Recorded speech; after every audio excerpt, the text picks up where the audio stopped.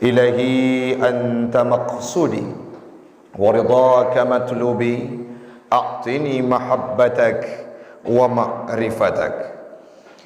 Jamaah sidang solat Jumat sekeyakinan seakidah yang kami muliakan, marilah di awal perjumpaan kita pada siang yang berbahagia ini kita memuja dan memuji Allah empunya alam semesta.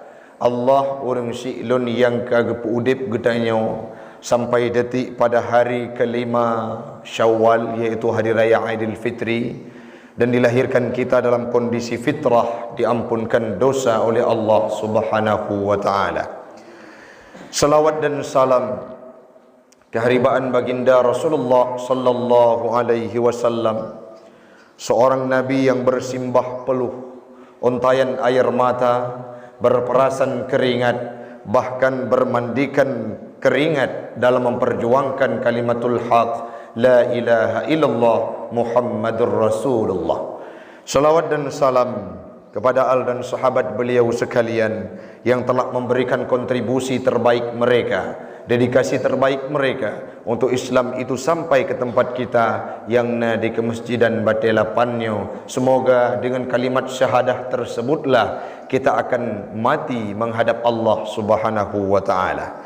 Kepada alim ulama mutaqaddimin mutakhirin yang muktabar kedua-duanya, yang kita hormati guru kita bersama Abi Imam Syekh, guru kita bersama yang sudah hadir di tengah kita untuk mengentaskan keawaman bagi kita yang berada di masjid ini, dan yang kami hormati panitia pembangunan, pengurus masjid, jamaah sidang solat Jumat sekeyakinan tamalake ba Allah taala bermusapat bandum gedanyo di yaumil qiyamah dalam syurganya jannatul firdaus, jannatul ma'wa. Amin amin ya rabbal alamin. Hamba Allah urang syi'lun, kita sedang masih berada dalam nuansa bulan Syawal yang disebut dengan hari raya Aidilfitri, di mana seseorang itu dilahirkan oleh Allah dalam kondisi fitrah, bersih kembali, tak ubahnya seperti lembaran yang putih. Lagi tanya lahi dari urung si drawatu hana dosa dan tidak ada kealpaan yang kita kerjakan bila dalam bulan suci Ramadan kita laksanakan ibadah sebagaimana yang dianjurkan oleh Allah Subhanahu wa taala. Orang-orang yang mengejar kemenangan, orang-orang yang sudah muflih, orang-orang yang sudah mendapatkan titel muttaqin dalam kehidupannya, orang-orang yang sudah mengembankan hati-hati mutmainnah, orang-orang yang sudah mendapatkan legalitas orang yang mukminin, orang-orang yang beriman kepada Allah. Wate segala bentuk Ramadan kita berjuang siang dan malam, uro dan malam tak ibadah kepada Allah untuk tarempok sabuh titel terbaik, yaitu takwa yang diberikan hati-hati yang beriman, hati-hati yang sejahtera oleh Allah Ta'ala, yang kelak akan diberikan surga oleh Allah. Namun ada beberapa hal yang harus kita ingat. Untuk memperjuangkan sesuatu itu sangat mudah dalam kehidupan manusia, tetapi ingat, untuk mempertahankan sesuatu itu, itulah yang sulit dalam kehidupan manusia. Mampu tatanya yang tengku ilung kalung ibadah dalam bulan Ramadan selama 20 urau, long kalung sujud di masjid An-Nurnya selama kurang lebih sebulan, long sembayang tarawih, long tadarrus, long ruku', long sujud, sehingga dari hari ke hari hati saya yang dulunya keras, qiswatul qulub, hati-hati yang keras, setelah datangnya Ramadan dididik pribadi kami menjadi pribadi-pribadi yang ati-ati orang beriman. Jino ate kamu kalimoh karena sering beribadah, jino ate kamu kalimoh karena sering tadarus Al-Quran di masjid yang tercinta ini, jino ati-ati kamu kalimoh karena sering melakukan kebaikan dalam bulan suci Ramadan. Akankah hati tersebut akan mampu mengantarkan kami ke Ramadan yang akan datang, ataukah usai ururaya Aidilfitrinya tanya akan jadi kepribadi yang hina kembali dengan hati-hati yang gerah? Inilah yang perlu kita pertahankan. Ibadah yang dianjurkan dalam bulan suci, dalam bulan Syawal adalah lanjut dengan puasa 6 atau puasa Syawal guna untuk menyempurnakan ibadah puasa kita seperti orang yang beribadah 1 tahun penuh dengan ibadah dalam bulan suci Ramadan, dan di luar Ramadan 6 hari tepatnya dalam puasa Syawal lengkap situn gedaya puasa pahala yang gejuk oleh Allah Ta'ala. Itu yang perlu kita laksanakan sehingga makin nurut ditanya makin jero. Baik sampai Ramadan yang jut ke bulan latihan dalam kehidupan kita. Setelah kita berlatih selama kurang lebih 1 bulan, setelah Ramadan itu usai, ghirrah dan ibrah yang dihadirkan oleh Ramadan itu usai dalam kehidupan kita orang syiklun. Sehingga hati-hati tanya yang hati orang beriman, kajit ke hati-hati orang yang pubut laknat kembali. Kajit ke hati-hati yang orang pubut maksiat kembali. Beryakin dalam surah Asy-Syu'ara ayat ke-86 Allah memulai sebuah firman-Nya yang diceritakan terhadap kehidupan Nabi Allah Ibrahim dulunya. Nabi Ibrahim pernah nelakai ba Allah. Nabi Ibrahim pernah nemohon ba Allah, waghfir li abi innahu kana minadh-dhallin. Ya Allah, ya Tuhan lun, nepa ampun dosa ayah lun nekun li Nabi Allah Ibrahim. Innahu, sesungguhnya ayahku yang bernama Azar, kana, termasuklah beliau minadh-dhallin, dari kategori orang-orang yang sesat. Pakon, karena Azar adalah sidro urang yang memusuhi kehidupan, yang memusuhi umat Islam, yang memusuhi agamanya Nabi Allah Ibrahim, dan gelawan Allah dengan gepegat berhala yang lain.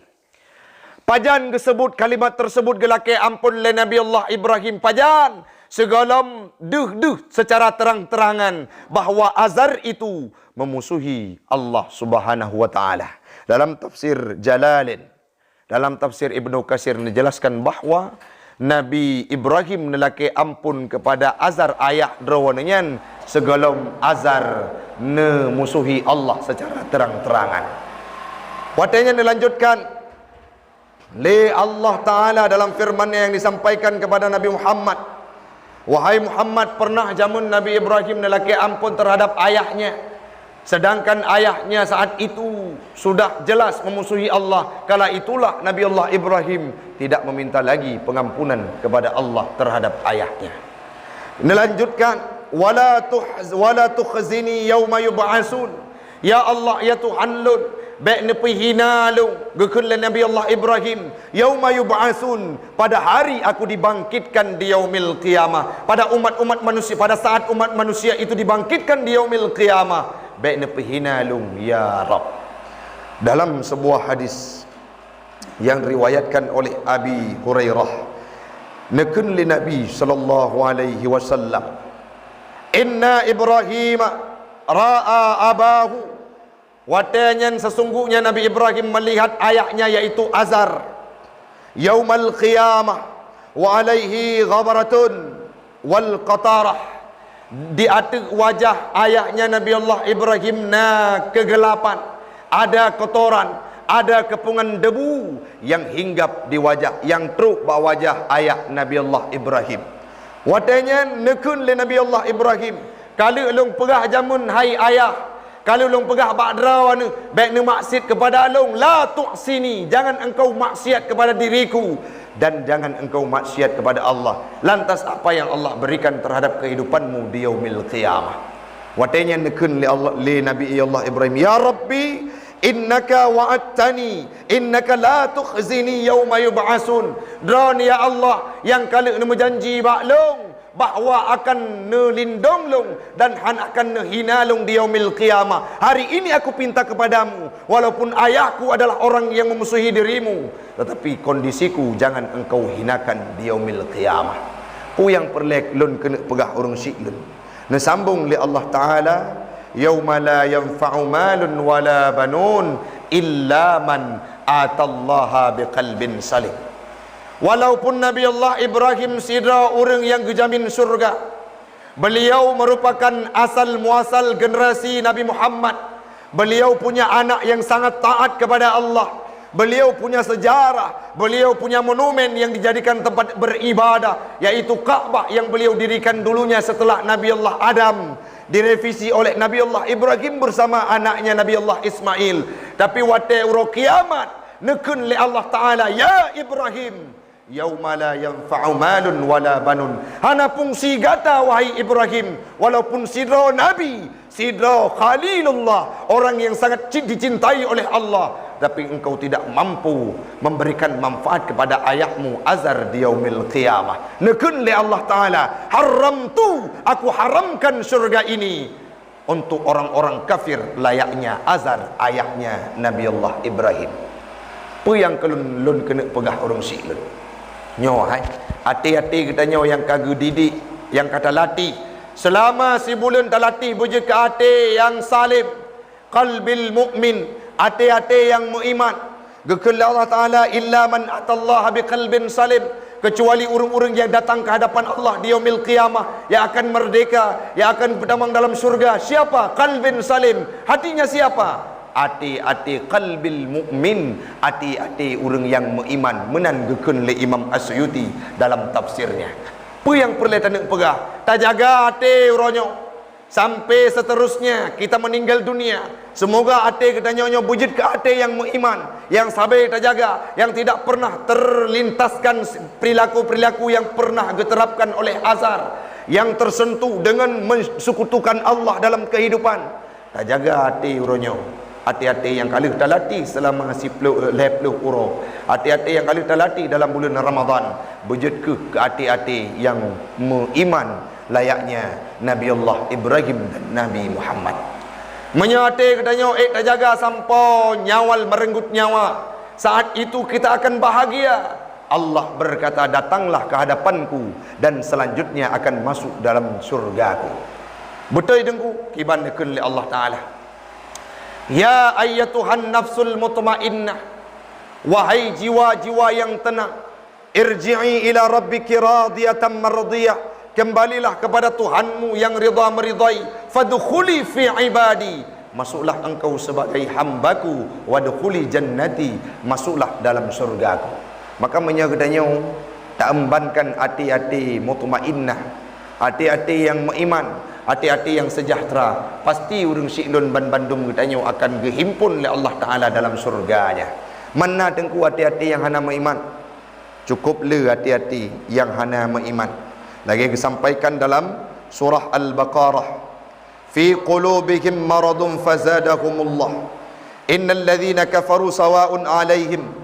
Hati-hati orang yang munafik, hati-hati awak Yahudi, hati-hati orang munafik, hati-hati kaum musyrikin. Mereka itu wahai Muhammad, orang-orang yang kafirnya, kafir Quraisy watenya gekul Allah Ta'ala, ada tersampaikan kebaikan, tersampaikan kebenaran, tersampaikan segala hal menyangkut dengan syurga dan tentang diriku, kata Allah. Mereka amlam tunzirhum la yu'minun, mereka tidak akan beriman.